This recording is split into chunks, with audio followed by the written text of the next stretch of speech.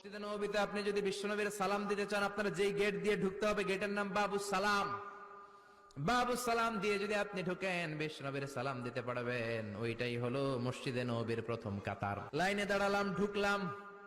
ভাগ্য ভালো, এমন একটা জায়গা পেয়েছি লেখা মাকান তাহাজ্জুদি রাসূলিল্লাহ, মানে এই জায়গায় রাসূল তাহাজ্জুদের নামাজ পড়তেন।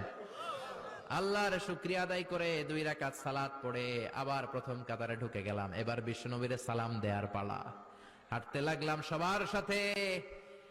রাউদাতুম মিন রিয়াদিল জান্নার পরে ছোট্ট একটা জায়গা, এই জায়গায় সাইয়েদনা ঈসা আলাইহিস সালাম দুনিয়াতে আসার পরে, দাজ্জালকে হত্যা করার পরে 40 বছর দুনিয়াতে থাকার পর যখন ইন্তেকাল করবেন, বিশ্বনবীর বাম হাতের এই পাশের জায়গাটাতে ওনার সেখানে কবর দেয়া হবে।